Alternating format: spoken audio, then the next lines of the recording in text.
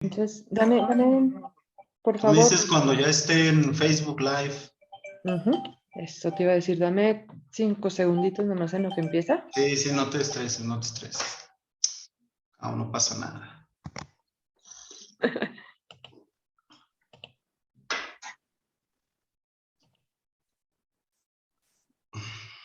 Ok, listo, ya están en Facebook. Bueno, pues muchas gracias. Muchas gracias.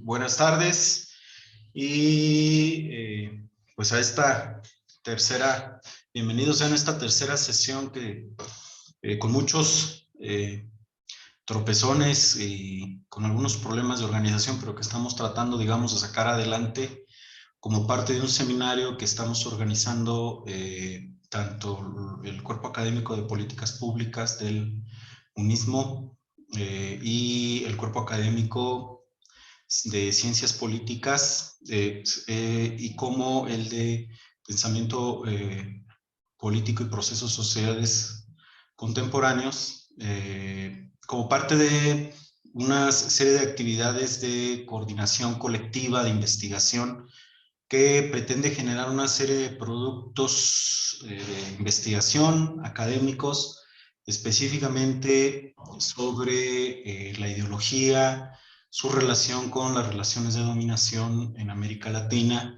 y que, bueno, de alguna forma ya hemos estado charlando un poquito sobre esto, y esta, de las sesiones que hemos tenido, esta es la segunda que hemos podido transmitir a través de Facebook Live, con la idea de que pues podamos, digamos, tener una charla también o colaborar un poquito con las ideas que tenemos aquí. A mí me va a tocar coordinar la sesión en este caso, y en específico una lectura que se dejó a los integrantes de estos cuerpos académicos para poder platicar hoy es un fragmento de un capítulo donde Marx y Engels tratan de desarrollar una serie de postulados que les permitió discutir y criticar, digamos, el posthegelianismo o a los jóvenes hegelianos, y que a partir de esa discusión ellos trataron de establecer, digamos, su método, su pensamiento que diera forma a lo que muchos conocen como el materialismo histórico. Entonces a mí me gustaría compartirles unas láminas que preparé para la presentación, para la plática de hoy. Nuestra presentación será, digamos, corta en esta ocasión, debido a cuestiones, pues, de distintos compromisos que tenemos ahorita en la unidad académica. Y digamos que es un texto que yo ya he retomado con anterioridad para algunos trabajos. Bueno, les platico que la intención de este seminario es que a través de la reflexión colectiva podamos ir construyendo una obra colectiva, un libro que va a reflexionar sobre estos temas, sobre la ideología y la dominación, y precisamente la idea del seminario es que podamos, digamos, apoyarnos a través de compartir ideas sobre lo que estamos trabajando cada uno de los autores en este texto, y esa es la finalidad. Entonces voy a platicar un poco sobre la lectura que yo tengo de este texto, y que a partir de ella pues podamos tener una pequeña charla. Bueno, específicamente es un apartado. Yo la edición que mejor conozco es la de Akal.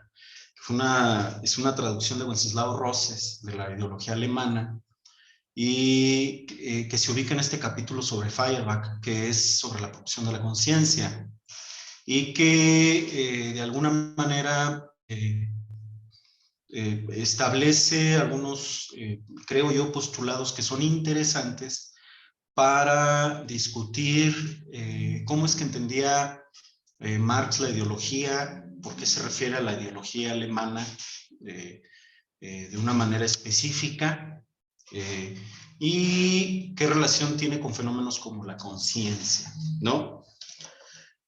Bueno, el libro, digamos, es, como comentaba hace un momento, una especie de ajuste de cuentas. Es muy sabida la influencia que tuvo Marx de Hegel y de la dialéctica hegeliana pero esto no quiere decir que no existiera, digamos, una apropiación muy particular que hizo Marx de la dialéctica para proponer, digamos, una metodología distinta a partir de la recuperación que hace del materialismo y del empirismo de Feuerbach. Digamos que el pensamiento de Marx no es un pensamiento que se hereda de escuelas o de tradiciones de una manera pura, sino que él, digamos, es como esta alegoría que comentan que el ejercicio que hacía Marx era que tomaba las corrientes de pensamiento como si fueran dos rocas y las chocaba una con otra hasta que sacara chispas y pudiera provocar fuego. Entonces, en realidad el marxismo lo que encuentran es un esfuerzo intelectual por encontrar caminos, de hecho, hasta de posturas que son contrarias, pero que pudieran, digamos, generar una nueva forma de pensar la realidad, y en eso radica la epistemología, o a partir de allí construye su epistemología y su ontología. Creo yo que la ideología alemana, al discutir con los neohegelianos, precisamente lo que está planteando son principios epistemológicos y ontológicos respecto de qué es la realidad y cómo es que también esta debe conocerse. Entonces, por eso es que encontramos sí un materialismo que influye en Marx, pero que Marx tampoco lo ve, digamos, de una forma, no se lo apropia de una forma no crítica, sino que hace una revisión de este materialismo y trata, digamos, de reconocer la importancia que tiene la dialéctica para comprender la realidad. Entonces, parece ser que en esta análisis que ellos hacen, que corre el infortunio de no ser publicado por parte de ellos, hacen el esfuerzo por publicarlo, pero no pueden hacerlo, y dicen, bueno, pues vamos a dejar que los ratones con su crítica, pues le den el sentido que tengan que hacer. Ellos se reconocen satisfechos porque el ejercicio intelectual que lograron, dicen, les permitió colocarse dentro de la posición epistemológica y ontológica que les permite realmente desarrollar después un proyecto intelectual amplio. Esta es publicada hasta 1932, lo cual permite, como sostiene Larraín, asumir que hay autores que escribieron mucho sobre la ideología, tratando de construir una idea o reformularse esta acepción de lo que es la ideología desde el marxismo, pero sin haber leído este texto, debido a que no estaba publicado. De hecho, mismo Larraín dice, bueno, es difícil que Lenin haya podido tener un acercamiento al texto de la ideología alemana, porque, digamos, no estaba publicado. Lo mismo menciona de Gramsci, y, bueno, reconoce que sobre todo uno de los autores que retoma con fuerza el concepto de ideología en Marx, que es Althusser, pues él sí tuvo la oportunidad de acercarse, y por eso considera Larraín que ahí hay una lectura interesante de lo que entiende Marx por ideología. Bueno, yo voy a tratar de plantear un poco cómo es que encuentro esta lectura para ver qué es lo que ustedes pueden aportarme para lo que estamos tratando de realizar en este ejercicio entre nuestros cuerpos académicos. Hay una cita en el prólogo que es interesante, que llama mucho la atención en términos de cómo podría, digamos, concebirse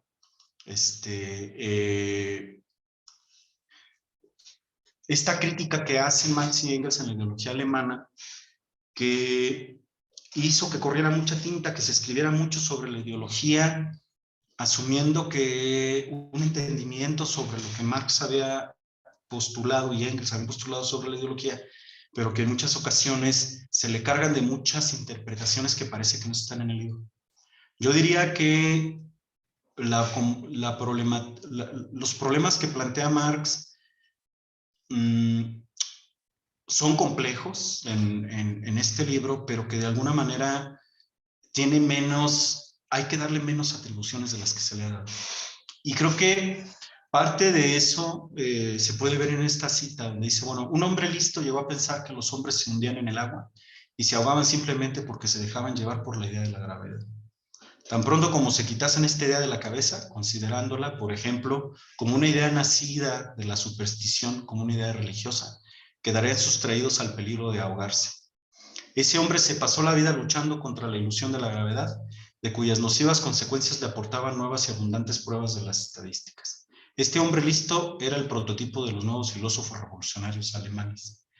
Cuando se refieren Marx y Engels a los revolucionarios alemanes, estos jóvenes hegelianos que presuponían que estaban superando al maestro Hegel, la crítica que hacía Marx era que en realidad lo hacían desde conceptos que cubrían las mismas funciones idealistas que presuponían que estaban criticando. Ideas como el único, por ejemplo, que asume que el ser se conforma única y exclusivamente a partir de su propia abolición, como si estuviera escindido de la sociedad en la cual vive y del proceso histórico que le determina, es tan idealista como la idea del espíritu en Hegel. Entonces, aquí creo yo que lo que tratan ellos de argumentar es que una característica de la ideología tiene que ver primero con los alemanes, es con la gran influencia que hay por la tradición hegeliana, que es idealista, que presupone que la realidad está constituida a través del espíritu y que la interpretación del desarrollo, del desenvolvimiento histórico, por lo tanto, puede entenderse a través de la construcción, los cambios y las transformaciones de las ideas, y no negando la historia sobre la cual se construyen otros elementos que para Marx son fundamentales. Vamos a platicar un poquito sobre cómo es que precisamente en la ideología alemana hacen un recorrido de la historia de los modos de producción que pretende, digamos, abonar a una crítica al idealismo, entendido que el recurso histórico se determina por las condiciones materiales de los seres y no por el espíritu o la conciencia. Esto es importante porque creo que lo que ellos tratan de delimitar primero es cómo se conforma la realidad social, la realidad humana, y por lo tanto, a partir de dónde es que podemos acercarnos a esa realidad. Y hay que reconocer entonces que esa ideología alemana, pues eso es, primero antes que nada, es una confrontación con ese idealismo hegeliano, donde se cree ontológicamente la realidad está constituida sobre todo a partir del espíritu y lo que ello implica. Entonces, aquí es donde entra esta primera momento de crítica hacia el idealismo. Bueno, ¿cómo lo superan Marx y Engels? Fíjense que en una lectura que podría ser muy leninista, creo yo, y a lo mejor muy cercana al marxismo soviético, plantearía que Marx, cuando refiere a que lo importante o que lo que determina la realidad son las condiciones materiales y, digamos, no estos aspectos de conciencia, Marx se refería únicamente a que la ideología o las ideas o la conciencia o lo espiritual se conformaba única y exclusivamente a partir de la economía, lo cual en el mismo texto de la ideología alemana podemos encontrar elementos de que no es así.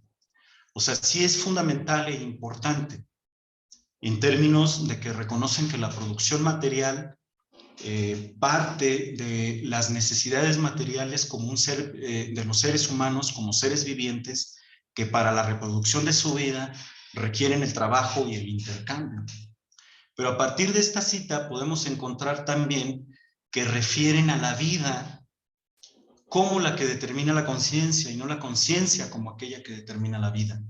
Es decir, parece ser, y si uno hace la lectura de la obra completa, más allá de este capítulo que es el que más se lee y es el que está más citado de la ideología alemana, que es sobre Feuerbach, uno encuentra que Marx lo que está tratando también de integrar es que aquello que determina la conciencia, aquello que determina, digamos, la subjetividad en una sociedad determinada, son sus relaciones sociales y no es la conciencia misma la que determina la realidad sobre la cual está, digamos, desenvolviéndose. Sin embargo, esto no quiere decir que Marx crea que la conciencia o la subjetividad es un simple reflejo de la realidad material y social y que esta, digamos, no es un elemento fundamental. Parece ser que la considera un momento de la realidad social como totalidad, pero no como la única, ¿no? Y esto, por ejemplo, en esta cita, creo yo que se puede reflejar cuando comenta que no es la conciencia la que determina la vida, sino la vida la que determina la conciencia. Desde el primer punto de vista se parte de la conciencia como del individuo viviente. Desde el segundo punto de vista, que es el que corresponde a la vida real, se parte del mismo individuo real viviente y se considera la conciencia solamente como su conciencia. Es decir, de hecho en el texto utiliza términos como espectros, ¿no? Como para, digamos, referirse a esta construcción, digamos, lo utiliza también el término de fantasía o fantásticos, que tratan de explicar la realidad a partir de algo que, digamos, está desconectado del resto de las determinaciones que le dan forma y sobre las cuales ella también tiene una injerencia. Por ello creo yo que Marx, y Larraín lo sostiene así, que cuando él habla de la ideología alemana, está hablando de una forma de pensamiento que ubica el decurso de la historia y la conformación de los seres humanos sin considerarlos como un todo, es decir, abstraídos en solo un momento, que es su conciencia, que es parte de esta herencia idealista, y que no considera que las relaciones sociales de intercambio, como la división social del trabajo, son determinantes en la forma en cómo nos constituimos como sociedad. Es decir, una lectura tradicional es que ideología es sinónimo de falsa conciencia, pero realmente creo yo que Marx no se refería a eso. Marx se refiere a que la ideología es una forma de interpretación de la realidad que está desconectada de todos los componentes sociales que le dan forma a la realidad como un todo, que está abstraída solo en los aspectos de conciencia, solo en los aspectos de carácter subjetivo y que no reconoce que hay otros elementos que le dan forma. Por eso la crítica que hace sobre la idea de historia en los hegelianos, en términos de asumir que es a través de este espíritu trascendental que se logra la conformación de grandes sujetos y personajes en la historia, que son los que a través de las ideas logran plasmar los grandes proyectos políticos, llevando a cabo los grandes cambios y transformaciones. Y dice Marx, bueno, es la misma confusión que al asumir que es el Estado el que determina la sociedad civil y no la sociedad civil la que determina la realidad del Estado, ¿no? Entonces, la ideología, la interpretación que tengo, es que aquí están tratando de hablar de una forma de interpretar la realidad que está desconectada de todas estas determinaciones de carácter material que permiten explicarla y entenderla mejor. Y creo que por eso Marx hace un amplio discurso para decir, bueno, entonces, ¿cuál es el tipo de historia que hay que construir y que nos permite hablar de cómo es que se construye la sociedad, su decurso histórico y también la misma conciencia de esa sociedad? Y de allí que venga esta explicación sobre los desarrollos de los medios de producción en este libro, como la importancia que tiene el desarrollo del intercambio, la importancia de la producción, como también, sobre todo también la producción, digamos, de subjetividad, de ideas, de conciencia.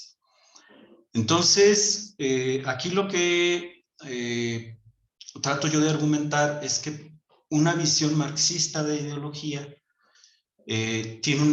partiría de una idea o de una connotación, digamos, de carácter negativo de lo que es la ideología, porque no asume que esta ideología es una forma total de comprender el mundo a partir de ciertas posiciones, experiencias o formas de situarse dentro del mundo o de situarse dentro de la política. Es decir, esto rompería con la idea de que existe una ideología burguesa, una ideología pequeño burguesa y una ideología obrera.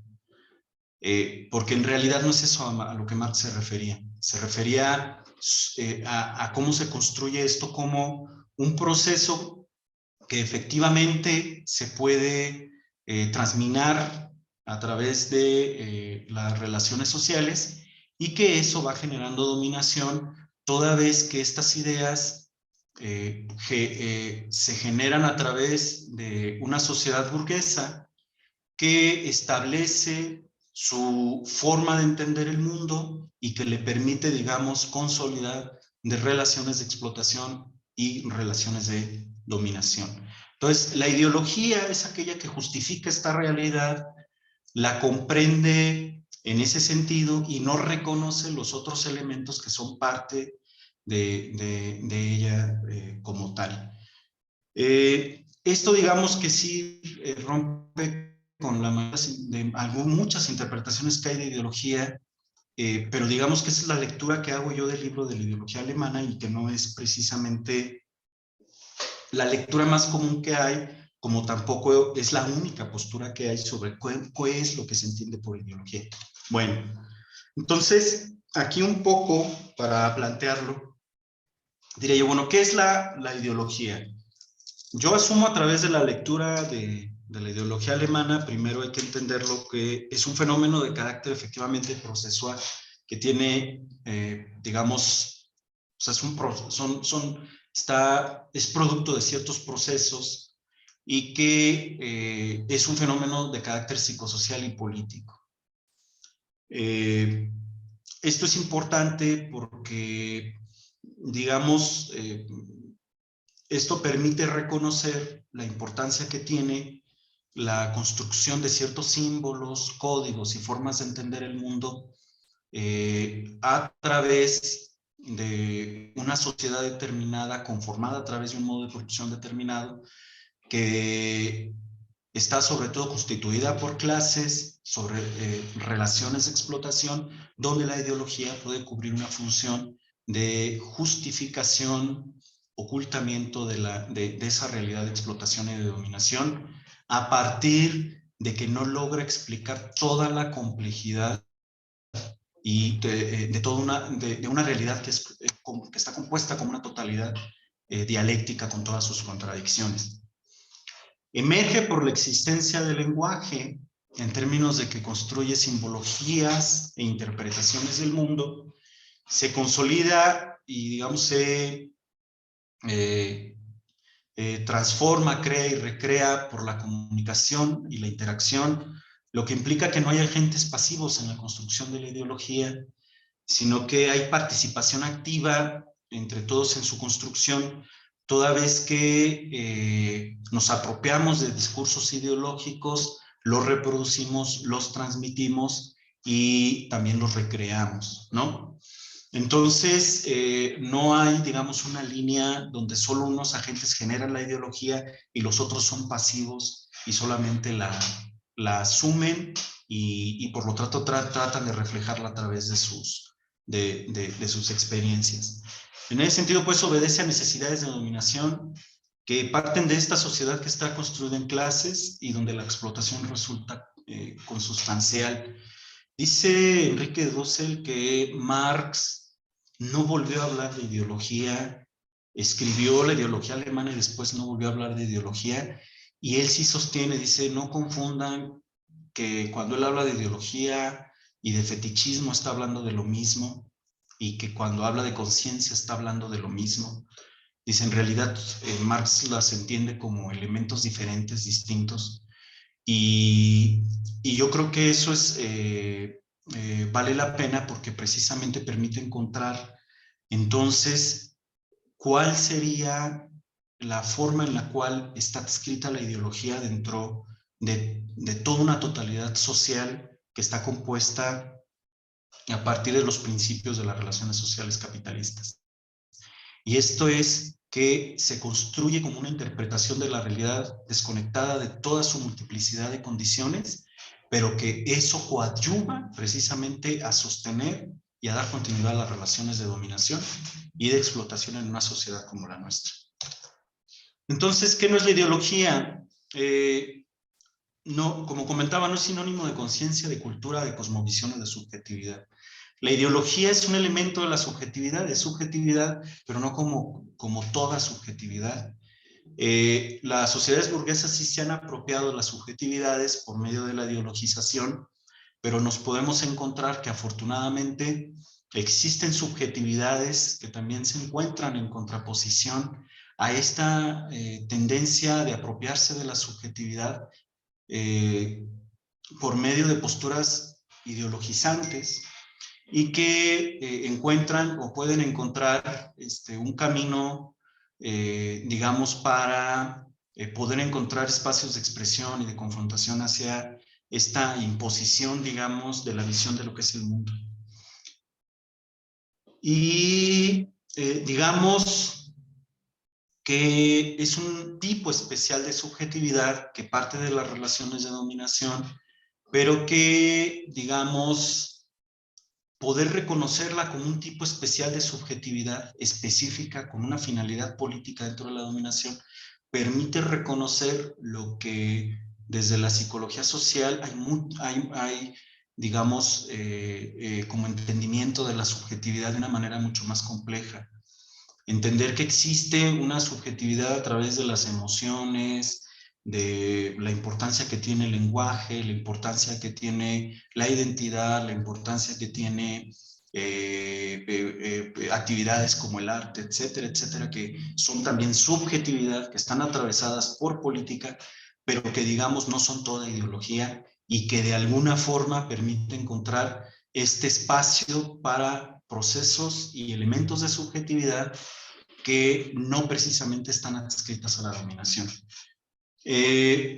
Bueno, digamos que esa es la lectura que yo tengo sobre la ideología alemana, que insisto, creo yo que pues se resume a esta crítica al idealismo, a esta idea de cómo se entiende la realidad, cómo se construye, y que Marx trata de decirles a los hegelianos que pues en realidad están equivocados, porque de entrada su ideología alemana, por ahí lo dice, no encuentran cuál es el entronque que hay entre su ideología y las condiciones históricas y materiales sobre las cuales es que está construida.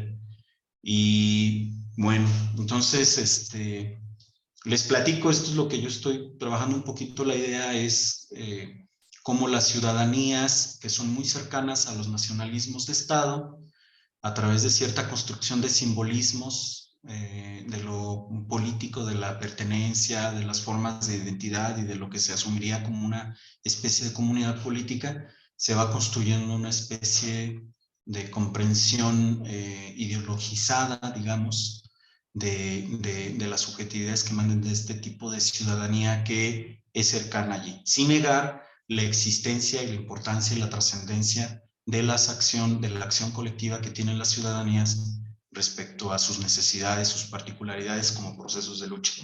Pero digamos, a mí lo que me interesa en el capítulo es esto, y lo estoy retomando a través de esta lectura que tengo de la ideología alemana. Bueno, eso sería lo que yo les platicaría sobre la lectura.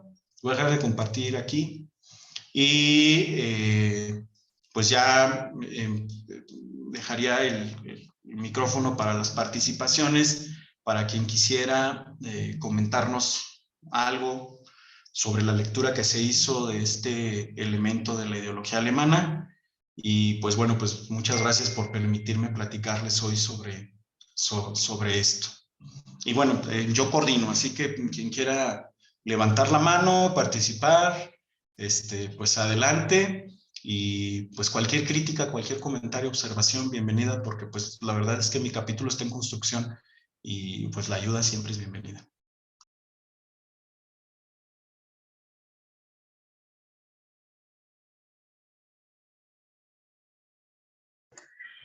Adelante, doctora Norma, adelante. Bueno, sí, yo quiero participar antes de que los demás me ganen las ideas, porque sé que seguramente van a tener muchas aportaciones a esta lectura.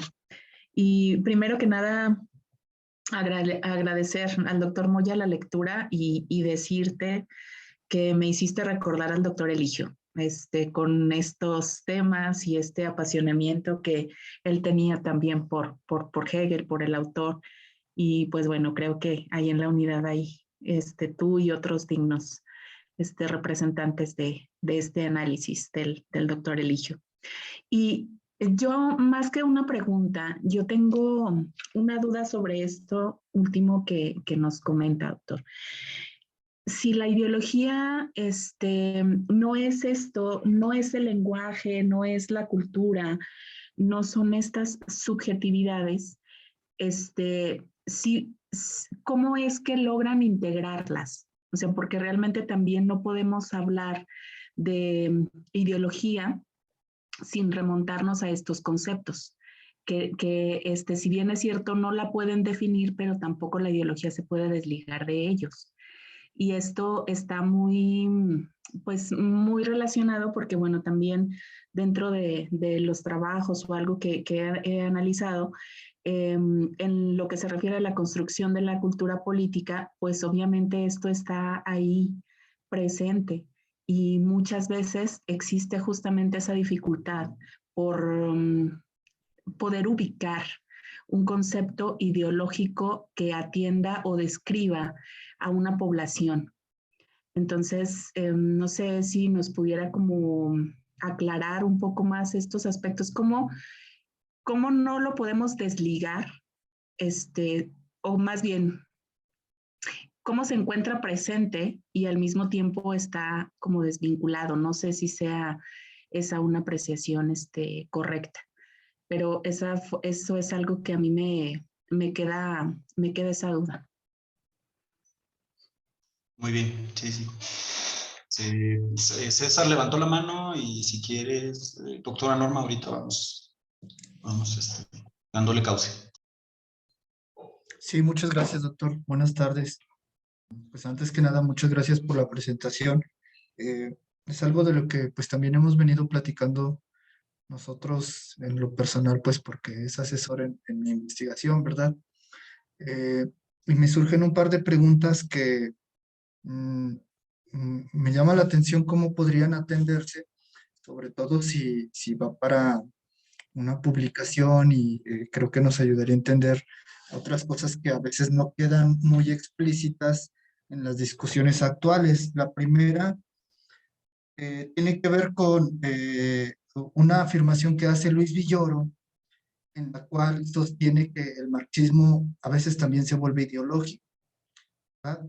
Entonces, es una pregunta pues de su opinión, ¿verdad? Si usted cree que puede existir este marxismo ideológico, ¿en qué consistiría o qué características tiene? Y de alguna manera se enlaza con mi segunda pregunta porque dice, ¿a qué limitaciones se enfrenta entonces el concepto de ideología en Marx? Porque como usted bien lo expone, la crítica que hace Marx a la ideología está, valga la redundancia, pues contextualizada en un momento histórico muy propio del idealismo alemán y que tiene que ver con una discusión que se enfrenta en la época y que al momento de tratar de explicarla hoy, pues, o de proponerla como una forma para comprender ciertos pedacitos de la realidad, pues también puede ser que uno sienta que queda a deber o que faltan algunos aspectos de integrar, y esa sería la pregunta, ¿no? En otras palabras, pues, ¿qué aspectos faltarían a esta conceptualización que hace Marx de la ideología para tener una teoría, pues, más acabada, ¿verdad? Eso sería todo. Muchas gracias. Bueno, veo que ahorita no hay nadie más con la mano levantada, entonces voy a tratar de ir avanzando un poquito porque son preguntas. Doctora Norma, mire, cuando digo que cultura e ideología no son lo mismo, no estoy argumentando que no estén relacionados. O sea, esto es importante asumirlo. Sin embargo, creo que sí hay algunas interpretaciones donde pareciera que por ideología se entiende como todo el corpus o todo la forma de ideas o de pensar que puede tener un grupo, un colectivo, un pueblo, una organización. Sí existen esas definiciones, están allí presentes. Lo que yo estoy tratando de argumentar es que en la ideología alemana, Marx y Engels no fue el trato que le dieron. Ellos el trato que le dan es que la ideología alemana es ideología precisamente porque no logra ver que el proceso histórico y la conformación de los seres humanos como seres completos, sociales, dice él, hay una verdad inicial, somos seres vivos que necesitamos comer y esas necesidades y esas condiciones materiales nos llevan a la producción y de la producción nos llevan al intercambio y por lo tanto a la necesidad de relacionarnos. De hecho, cuando habla del lenguaje, dice la necesidad del lenguaje parte de la idea de la necesidad de relacionarnos socialmente. Eso está en ese capítulo de Feyerabend. Entonces, dice, los alemanes no ven eso de la realidad social, estos hegelianos. No explican la sociedad a partir de esas determinaciones. Dice, la explicación de un hegeliano sería, es el lenguaje el que construye al hombre y el que construye a la sociedad. Y no estas condiciones sociales las que generan las capacidades de lenguaje, de simbolismo, etc. Dice, entonces, la ideología es un error de interpretación de la realidad. Y por eso hace la crítica a los ideólogos alemanes, que parte de Feuerbach para acercarse a estos post-hegelianos, pero si ustedes leen el resto del texto, que son meramente los famosos jóvenes hegelianos, como San Bruno, ya en que le gustaba poner él también apodos, San Max, etcétera, etcétera. Bueno, es una crítica que les hace a ellos porque dicen que ustedes están equivocados, porque el idealismo está equivocado.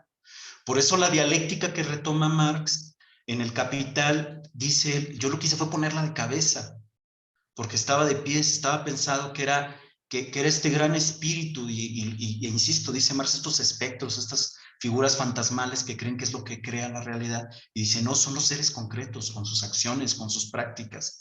El mundo en el que vivimos es un mundo que es el mismo ser humano el que lo construye. No es algo pero que se construye a través de su acción, su práctica y su intervención en el mundo. Mas no es algo que solamente porque yo lo piense a través de una construcción ética y moral, es que esto va a determinar el transcurso de la historia y por lo tanto la generación de los grandes hombres y de los grandes acontecimientos históricos. Dices, allí están presentes, los grandes personajes de la historia están presentes, pero hay que observarlos a través de todas las condiciones sociales que permitieron el surgimiento de estos grandes procesos históricos.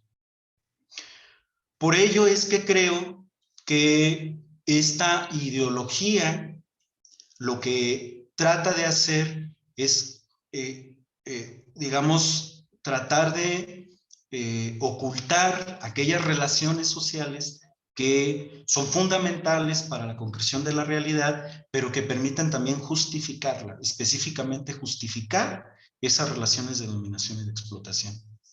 Y no todas las expresiones culturales están encaminadas en ese sentido, doctor Arnold. Pero sí hay definitivamente acciones, prácticas, lenguajes, construcciones simbólicas que se separan de toda la complejidad que implica la realidad, que no deja ver todos los elementos fundamentales que la componen y que por lo tanto funcionan para la dominación. Muchos de ellos pueden ser de explicación política. El ejemplo que pongo es, por ejemplo, la idea justnaturalista de que no podemos relacionarnos socialmente sin la existencia del Estado. O sea, es una explicación que está allí. O sea, el estado natural, ¿qué es? No podemos relacionarnos socialmente, nos comemos los unos a los otros sin el Estado. Eso está en Hobbes. Es una idea que no nos la podemos quitar de la cabeza porque nos la han repetido muchas veces. No podemos construir sociedad y no podemos construir comunidad ni comunidad política si no es a través del Estado. Y eso está en el justnaturalismo, y eso está, creo yo también que en el liberalismo y en el republicanismo. Allí están esas explicaciones. La idea de cómo se construye la soberanía popular y que el pueblo solo puede ser reconocido si es a través del Estado, etc. Entonces, a lo que me refiero es que creo yo que esto permite justificar relaciones de dominación a través de que no explica esta totalidad. Entonces, claro, al ser símbolos y formas de entenderse, de cómo se posiciona, es una coadyuva a entender cómo se posiciona uno en el mundo, por lo tanto implica símbolos, códigos y por lo tanto implica subjetividad, pero no es la subjetividad en sí, porque no se reduce únicamente a los procesos ideológicos. Y eso, creo, por eso yo insistí hace un momento, eso permitiría ubicar, por ejemplo, el rol que tienen las memorias históricas y las memorias colectivas en un campo de conflicto político, donde una memoria histórica está creada a través de una versión de la historia particular, con una forma de entender el desarrollo de un pueblo, de un país, y las memorias históricas que para sostenerse luchan contra una versión impuesta de esa historia, porque no la reconocen o ellos no se reconocen esa historia. Esa memoria histórica es subjetividad, pero no está ideologizada.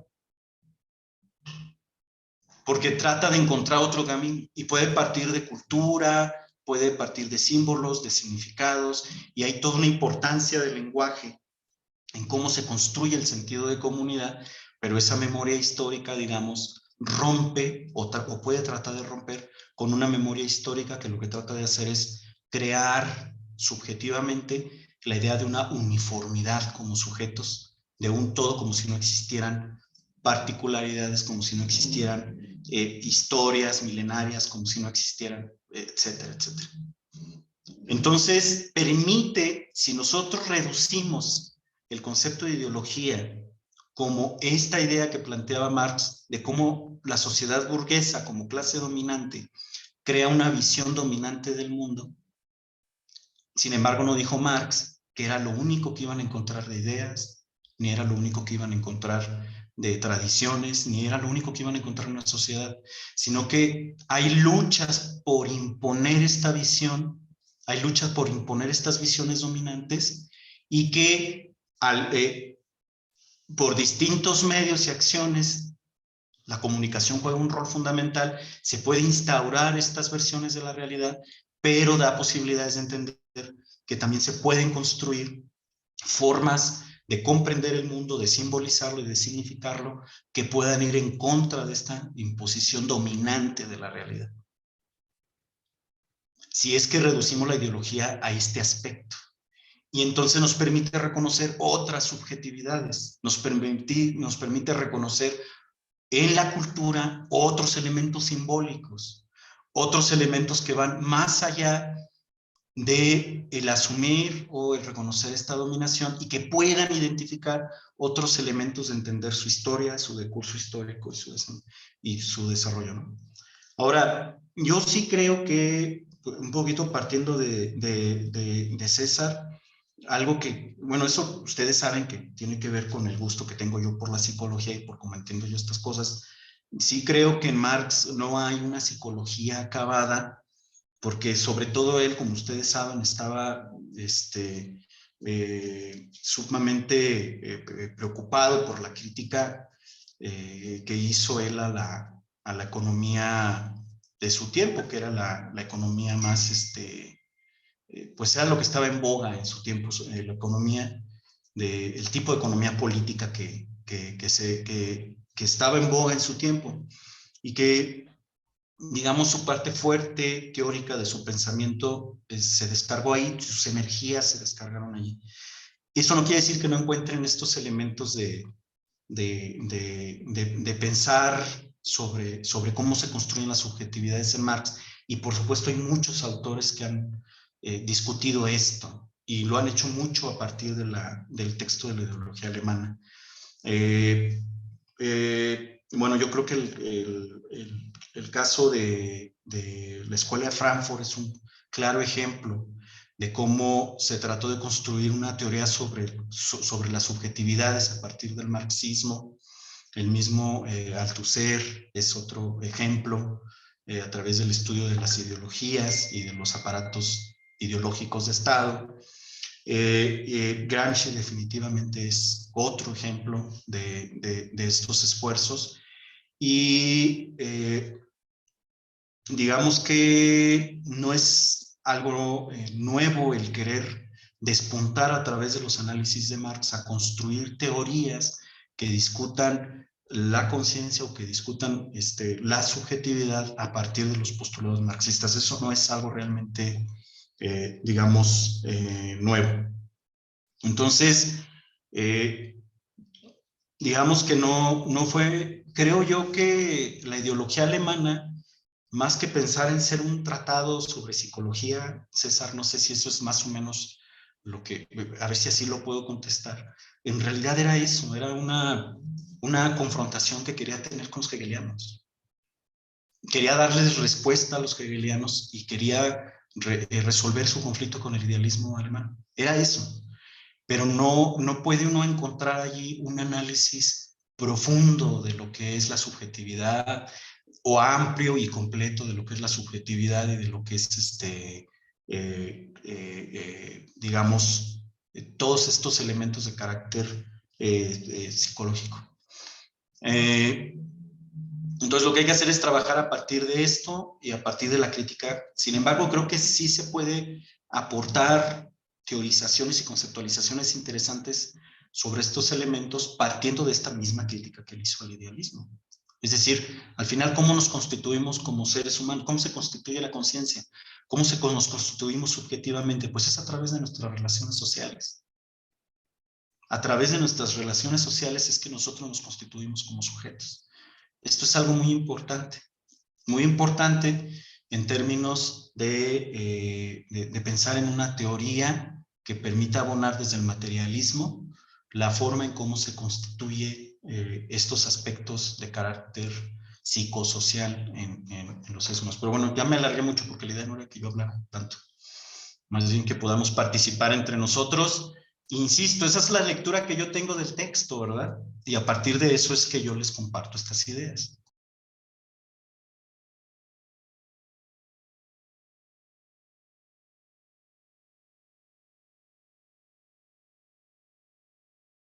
No sé si hubiera alguien más que quisiera participar o comentar algo. Brevemente, sí. Adelante, doctor Noé. No, bueno, en primer lugar, buenas tardes a todas y todos. Un gran gusto estar nuevamente en el seminario y agradecerle al doctor Moya por hacer estos planteamientos sobre la ideología alemana, que sin lugar a dudas en el libro que está coordinando la doctora Joquila y el doctor Carlos, pues nos vamos nutriendo de las ideas, de los debates, de los argumentos, que sin lugar a dudas el libro va a tener distintos enfoques y matices y lecturas, como dice el doctor Moya, ¿no? En primer lugar, a mí me gustaría comentar que un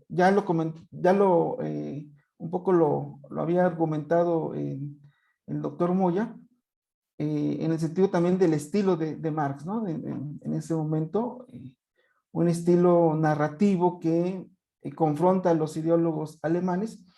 Y mi lectura en parte va en esa dirección que comenta el doctor Moya, pero me llamó la atención mucho esta parte en donde tiene que ver con la teoría de la historia. Es decir, hay una disputa por la historiografía. De hecho, menciona ahí Marx historiografía, ¿verdad? En esa parte de la lectura.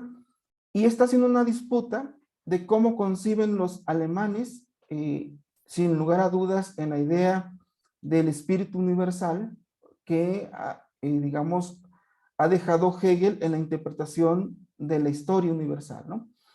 Y para Marx, creo yo que en la teoría de la historia la pregunta es ¿quién es el actor? ¿Quién es el motor de la historia? Aunque no lo dice ahí propiamente, pero está señalando. Y son las clases sociales y todo lo que conlleva las relaciones de producción, la división del trabajo.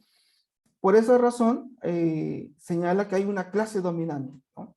Y esa clase dominante pone la estructura o produce las ideas. No en términos hegelianos, por supuesto, sino en términos de la materialidad. Ya lo dijo el doctor Moya, de ahí viene digamos, la pretensión de una teoría del materialismo histórico. Y eso es muy llamativo porque la discusión es en teoría de la historia y la disputa de cómo se va a construir la historia y quiénes son los agentes. Sin lugar a dudas, las clases sociales. Ahora bien, en la parte del libro que me corresponde, la preocupación es por el discurso. Y la idea de Marx, hay una idea, una tradición, en donde está la parte propiamente, digamos, esa interpretación del racionalismo, de poder ver en la realidad social qué es lo verdadero y qué es lo falso. Es la interpretación en el sentido de que esos espectros, esos fantasmas, es lo falso del mundo, ¿no? Y comento esto porque también Althusser pone la ideología en contraste con la ciencia. Y dice Althusser, ¿no? La ciencia es lo verdadero y la ideología es lo falso. Hay una interpretación ahí, digamos, en términos de Marx. Pero lo interesante de Althusser es que dice Althusser que la idea de la interpelación, y aquí la interpelación, un sujeto que interpela en un contexto discursivo, y aparece, digamos, el discurso. Y la interpelación significa lenguaje.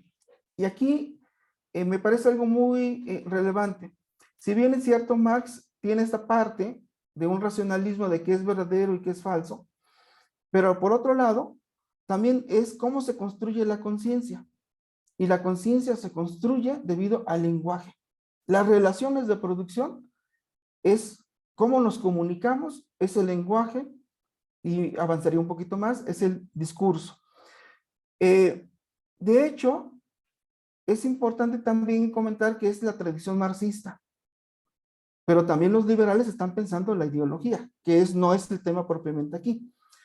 Pero a principios del siglo XX, con Wittgenstein, con Saussure, con las nuevas aportaciones del lenguaje, entonces se remite justamente a esta tradición, el propio Habermas, dentro del marxismo.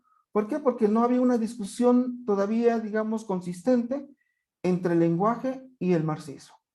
Y ahí viene otra discusión en términos de Habermas, Michel Foucault, Ernesto Laclau. Se mete a discusión ideología y discurso. Y Althusser va en esa dirección. Cuando Althusser señala la interpelación, se crea un sujeto político, una identidad, porque la conciencia se construye en las relaciones de producción. Las relaciones de producción son posibles debido a el lenguaje y se construye la conciencia.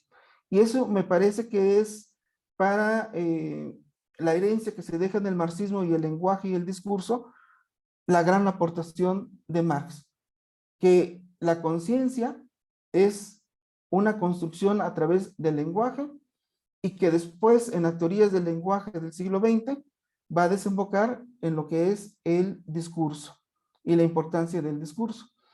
Pero un poco en esa dirección y en lo que me corresponde en esta parte del capítulo que es con Ernesto Laclau, el discurso entonces no es solamente el lenguaje, sino que el discurso es una práctica política. El discurso se construyen identidades políticas. Pero la tradición está discutiendo con Marx y con ese texto que comenta el doctor Moya, pero un poco destacar, y en efecto, ideología y discurso. Por ejemplo, Foucault fue muy cuidadoso y no utiliza el concepto de ideología, sino de formaciones discursivas. Althusser da un paso muy interesante, porque sí mete el discurso en un contexto discursivo en lo que es la interpelación. Interpelar al otro a través del lenguaje construye una identidad política. pero también está el Althusser de ciencia e ideología, lo verdadero y lo falso, ¿verdad? En esa dirección, entonces, mientras Althusser está identificando cómo se reproduce la dominación, Michel Foucault es cómo se reproduce la verdad. Y Ernesto Laclau lo que le critica a Marx es la esencia en que se determine por la clase social, la ideología. En esta metáfora analítica, ¿no? De la estructura y la superestructura. Pero lo interesante, creo yo, que las distintas lecturas, me parece que el marxismo del siglo XX es impensable sin las aportaciones del lenguaje y del discurso, y es aquí en donde se enriquece justamente la idea de, o el concepto de ideología en relación con el discurso. Y Gramsci avanza en esa dirección en el sentido de la construcción y la importancia de la hegemonía en la cultura para los proyectos políticos. Pero ya no es propiamente, digamos, esta idea de Marx, de su teoría de la historia, en donde la agente principal es la clase dominante, sino más bien lo que ahora se está pensando es cómo se construye la hegemonía por los diferentes actores que aparecen en la historia. Eso me parece un poco, digamos, la discusión dentro del marxismo y cómo la herencia de un Wittgenstein, de un Saussure, aparece en el siglo XX con la teoría del lenguaje, con un Althusser, con un Michel Foucault, con Ernesto Laclau. Y es ahí en donde la ideología empieza a estar en tensión con la teoría del discurso. Entonces, sí, creo yo que, digamos, la lectura del doctor Moya en lo personal me ha permitido ir armando estas piezas para llegar a lo que es mi punto de interés, ¿no? Que es la articulación entre la teoría del discurso y la ideología. Y de hecho, actualmente hay teóricos del discurso en donde ponen como punto de partida de tradición marxista que las relaciones de producción son posibles gracias a el lenguaje y las aportaciones del lenguaje, pero no he entendido nada más el lenguaje como ideas, sino el lenguaje en términos de prácticas políticas y de construcciones de identidades políticas. No está de más decir que la teoría de los movimientos sociales, hay muchos actores, no solamente la clase social, sino muchos actores que se van articulando a través de la interpelación política.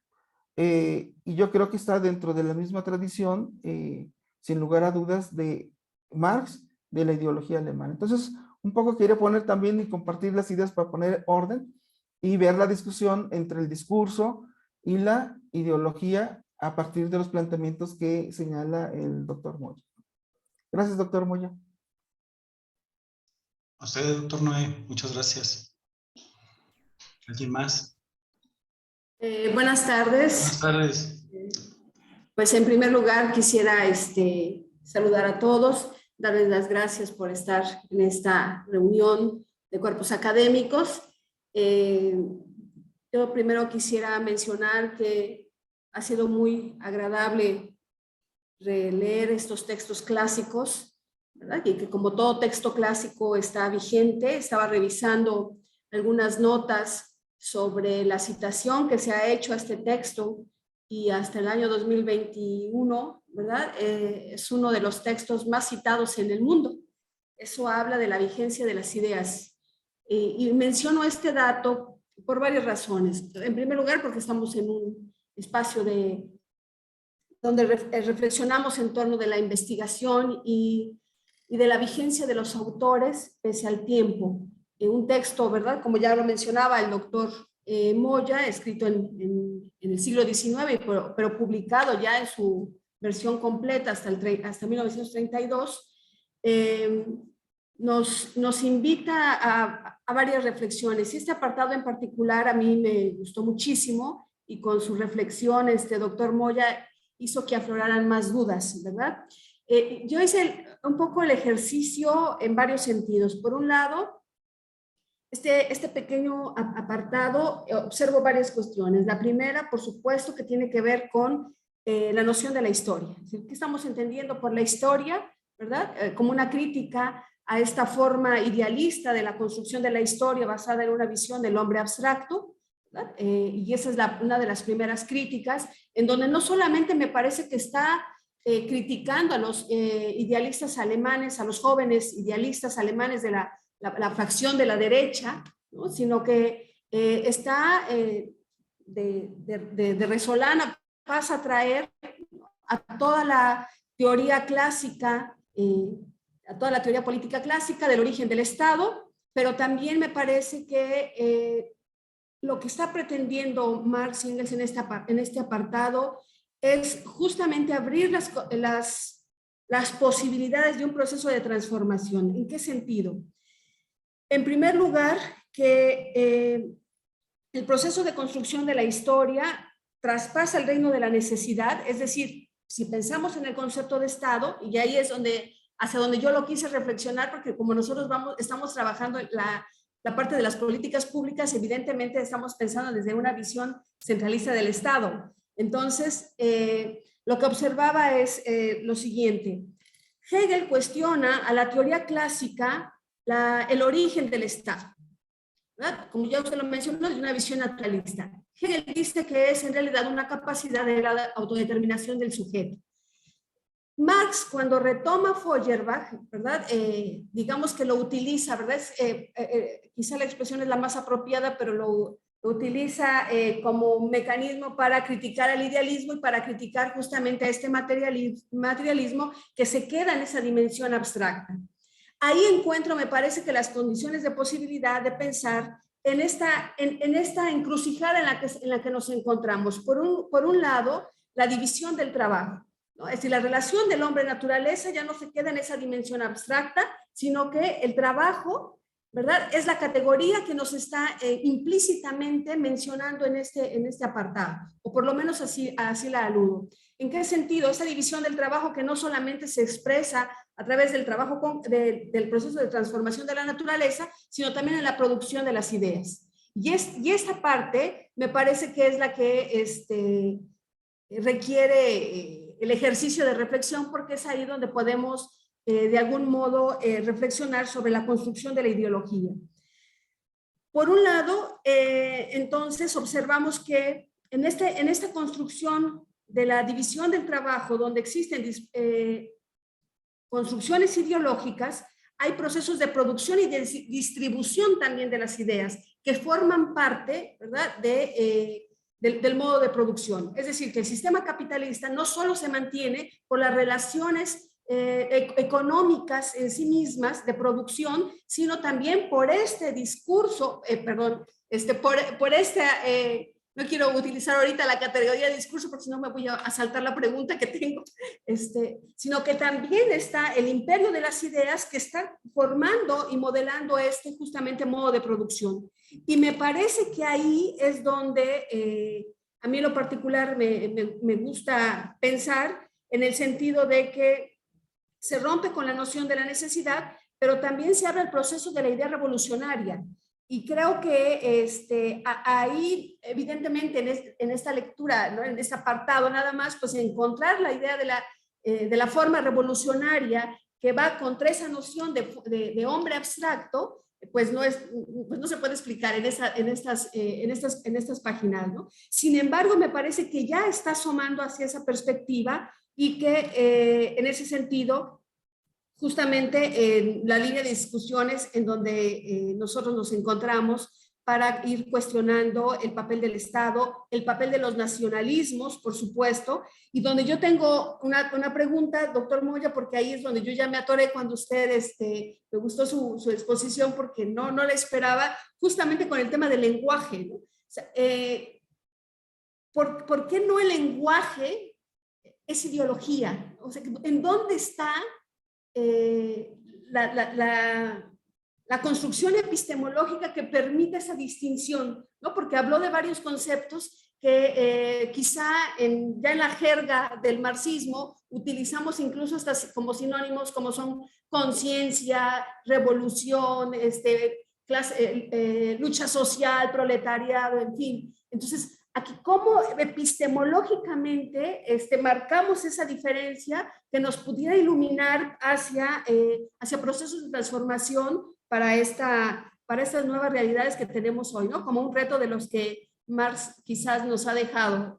Muchísimas gracias. Ahí le dejo para poder dar chance, porque tenemos hasta las 10:30 nada más.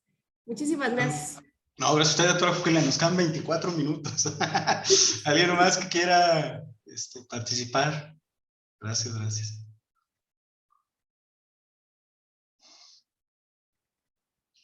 Bueno, miren, creo yo que la ideología se engarza en el lenguaje porque es posible, hay que asumir primero que es una constitución simbólica que construye, digamos, formas de interpretar el mundo. Pero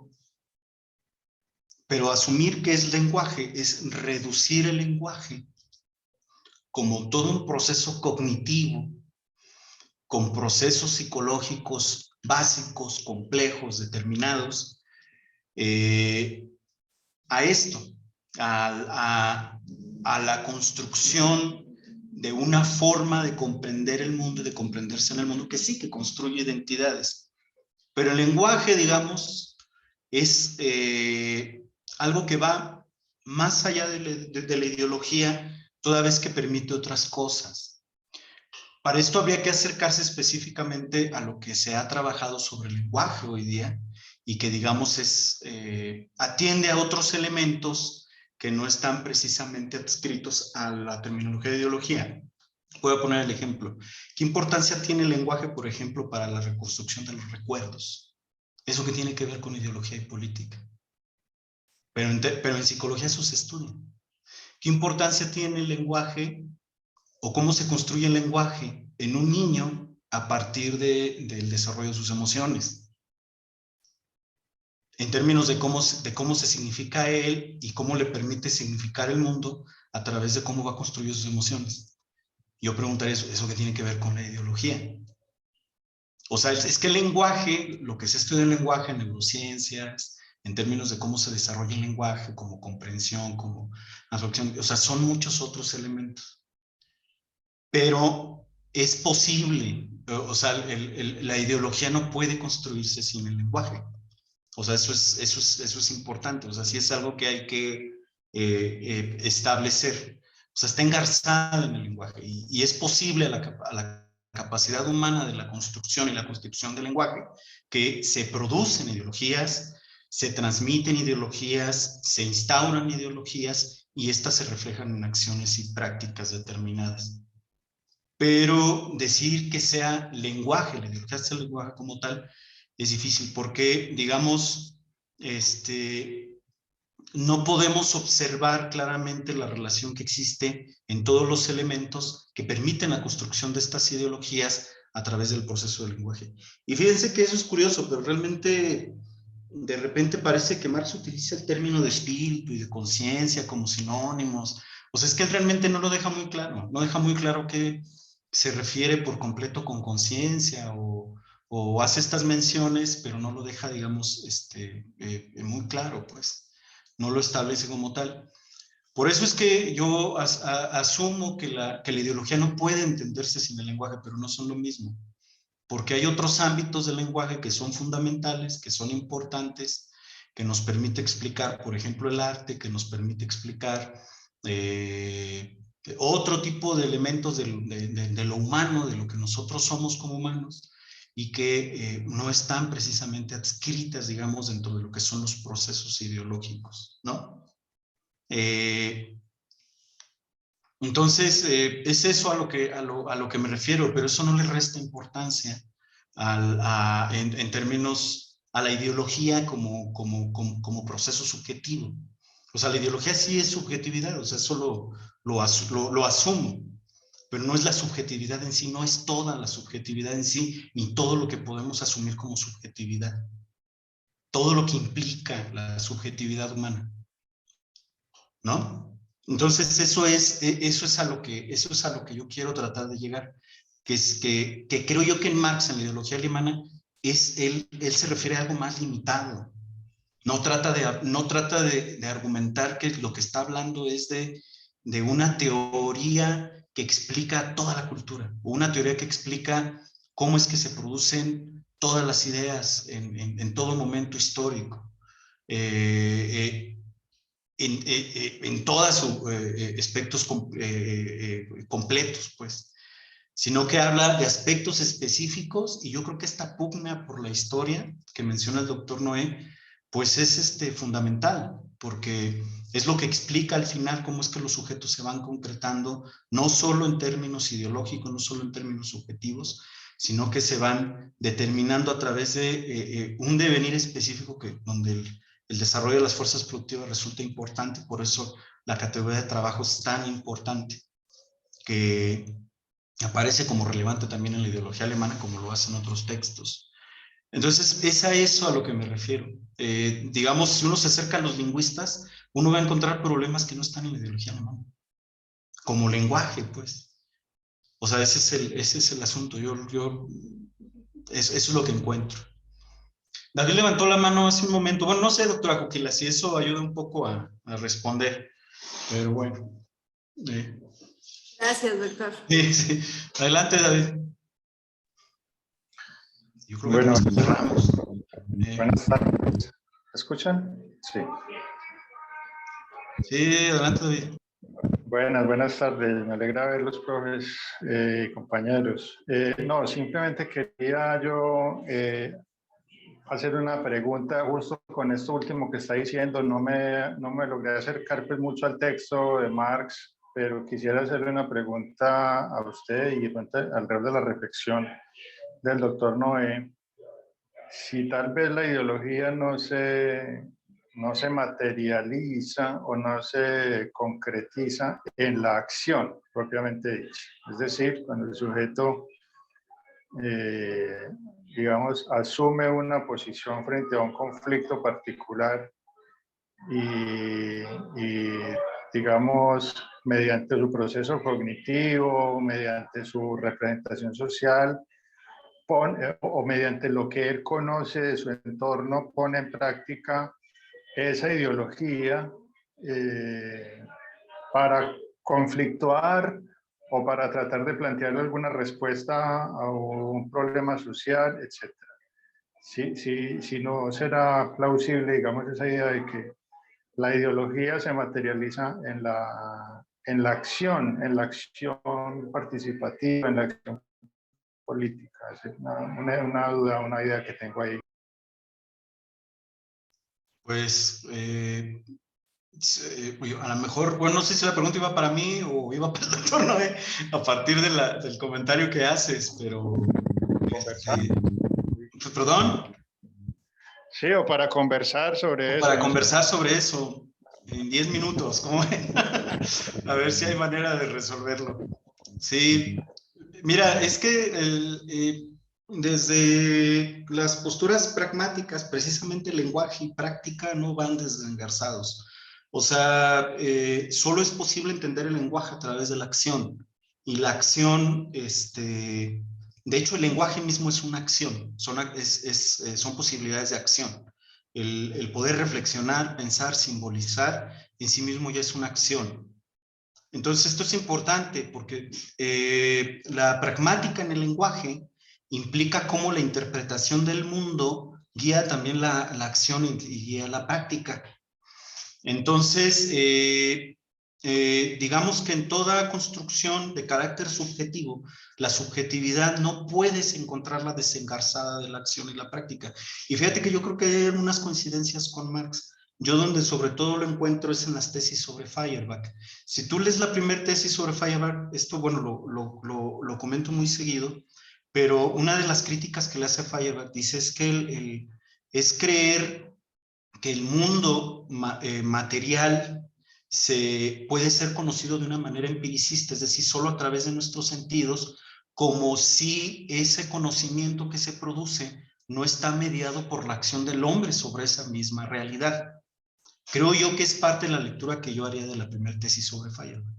Entonces, creo que esta lectura que está haciendo Marx sobre Feyerabend, de la interpretación, de cómo se construye, digamos, subjetivamente esta acepción del mundo a través de la práctica y la acción, es lo que poco a poco a lo largo de las tesis lo va llevando en una de las conclusiones, es si el hombre construye la idea del mundo a través de su práctica, quiere decir que de alguna forma hay una interrelación entre la acción, la subjetividad que simboliza y recrea esa realidad, la realidad misma, y que por lo tanto la realidad que nosotros estamos construyendo subjetivamente es resultado de nuestra participación en esa realidad. Por eso al final la conclusión es, el mundo no se trata de entenderlo, de lo que se trata es de transformarlo, porque es por medio de la acción que la realidad se construye. Y yo creo que es parte del análisis que hace Marx en Feyerabend, pues. Y este es el materialismo que él creó, que se retroalimenta del idealismo de la tradición que él lo formó con los hegelianos, ¿verdad? O sea, creo que más o menos por ahí va el punto. De todos modos, bueno, insisto, yo sé que la lectura que yo estoy haciendo de la ideología alemana no es la lectura más tradicional que hay, o la más tradicional que hay del texto. O sea, eso yo lo entiendo. Pero yo les recomiendo mucho que lean este libro de Larraín. Él sacó 4 tomos sobre un análisis de muchísimos autores sobre la ideología, y específicamente quien plantea esto sobre la ideología alemana es él. Dice, o sea, todas las teorías marxistas que se han construido sobre la ideología, muchos de ellos no reconocen que Marx de lo que está hablando es de una forma específica de pensamiento, no de todo el pensamiento como tal, ni de todo el lenguaje como tal. Y da estas características. Dice, es un tipo de pensamiento que coadyuva esto, a la dominación, ¿no? Pues es una lectura que está ahí en Larraín, de hecho así se llama la colección, se llama Ideología, y esta discusión que él hace de la ideología alemana está en el tomo 2 de esta colección de 4 textos, que yo les recomiendo que lo lean. Creo yo que es interesante, y sobre todo por los argumentos históricos del pensamiento marxista sobre los cuales él se sostiene para argumentar algunas de estas ideas. Entonces, pero bueno, es bueno poder discutir todo esto y de alguna forma el poder plantearse todas estas dudas, pues a uno le mueve muchas cosas, y también uno pues se replantea muchas otras, ¿verdad? Y eso le permite a uno, pues sobre todo ahorita que estoy escribiendo sobre estos temas, pues tengo que regresar al texto para repensar muchas cosas. Bueno, no sé si hubiera algún otro comentario en específico sobre la lectura de hoy que nos permita ya ir a lo mejor haciendo algún cierre.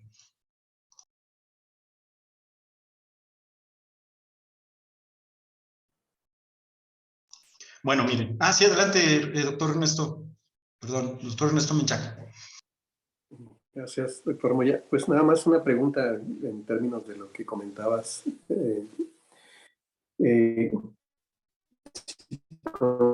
¿Consideras que entonces, más que de ideología, pudiéramos hablar como formas de ideología?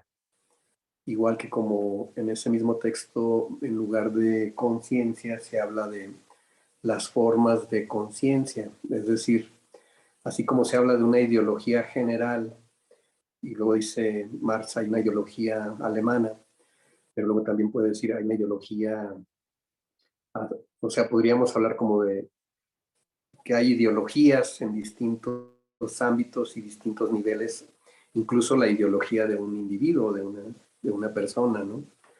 Y eso también nos lleva al problema de las formas de conciencia, ¿no? Aunque ahí lo liga más a la cuestión religiosa, la cuestión filosófica, la cuestión como a distintos ámbitos. pero ¿consideras que pudiéramos hablar más bien entonces como de formas ideológicas o formas de ideología o diversas formas y a su vez diversas formas de conciencia, ¿no? Nada más comentar eso. Gracias, doctor Moya. Felicidades. Gracias. Bueno, voy a tratar de abordar esto un poco. Sí, mira, lo que yo creo, y era un poquito lo que traté de presentar en las láminas, es que, digamos, la ideología no es, al ser un proceso, no es algo estático. Entonces, digamos que es algo que está siempre en un proceso de construcción, y a esto se debe precisamente la disputa misma que presupone una sociedad en conflicto como la que problematizó Marx, en este caso, una sociedad de clases, donde las clases juegan un rol fundamental en el proceso de la construcción de la historia, por lo tanto, en la construcción de lo político, ¿no? Entonces, esto implica que la ideología es algo que está, al ser un elemento, digamos, emergente de este proceso de disputa y de conflicto, hace que esta se vaya reformulando, y que definitivamente cada contexto determinado vaya generando formas ideológicas determinadas que son ad hoc para los procesos de dominación en las formas, en cómo se va instaurando la explotación, específicamente hablando del capitalismo, en cómo se van instaurando las relaciones de explotación en cada contexto histórico nacional específico, ¿no? Entonces, sí, no vamos a hablar de una ideología como algo monolítico, como algo que es, digamos, uniforme y que pero digamos que tiene sus características históricas. Y es precisamente eso que menciona Marx en la ideología alemana, ¿no? Que es lo que les dice a los hegelianos, es que ustedes no se dan cuenta que los hegelianos, los neohegelianos o estos post-hegelianos, pues no reconocen que su ideología, no reconocen este entronque con la realidad material, y efectivamente esto es lo que lleva a que no existe una ideología de carácter monolítico, porque es a partir de esta múltiple complementariedad que tiene la realidad social que esta ideología se va construyendo, ¿no? Pero esto es importante. Yo creo que no podemos entender la construcción de las ideologías sin asumir que lo político está construido o atravesado a través del conflicto, y específicamente de esto, del conflicto de clases. Entonces, por eso es que no vas a encontrar una ideología, o sea, como tal. Y Marx, pues, criticó lo que él creía que era, en su época, pues, la ideología alemana, ¿no? Eso es lo que él asumía, esa es la ideología alemana. Así es. Bueno, pues no me queda más que cerrar la sesión, porque pues, nos vamos a ir a más actividades. Yo les quiero agradecer mucho. También, bueno, pues una disculpa por los tropezones durante la presentación. Pues ahora sí que hacemos nuestro mejor esfuerzo, pero pues estoy muy contento pues, de haberles podido platicar sobre estas cosas que pues a mí me interesan mucho, y que pues yo sé que la lectura que tengo no es, digamos, la más ortodoxa ni la más tradicional, que pues mucho se debe de pues, la influencia que tengo yo desde mi formación como psicólogo, pero que, digamos, me ha permitido divertirme mucho cuando pienso en estas cosas, porque pues las problematizo como las entiendo, y desde allí voy construyendo pues mi forma de entender todos estos problemas. Entonces, pues, muchísimas gracias. No nos queda más que despedirnos de nuestra página de Facebook, de la Unidad Académica de Ciencia Política, que pues les agradezco mucho por permitirnos el espacio. Agradecer mucho a Brenda, que siempre nos ayuda con el apoyo para la conexión por Zoom y a través de Facebook. Y pues bueno, ya estaremos organizando la siguiente sesión del seminario, y espero que con gusto podamos comunicarles sobre la publicación del libro que va a producir este seminario a través de estas charlas y de compartir estas ideas. Y pues bueno, que tengan buenas tardes y pues muchísimas gracias. Saludos. Gracias, buenas tardes. Gracias, hasta luego. Muchas gracias, doctor Moya. Hasta Hasta luego. luego. Muchas Hasta gracias. luego. Adiós. Adiós. Saludos desde Gracias. Oaxaca. Hasta luego, Adiós. que estén bien. Adiós. Adiós.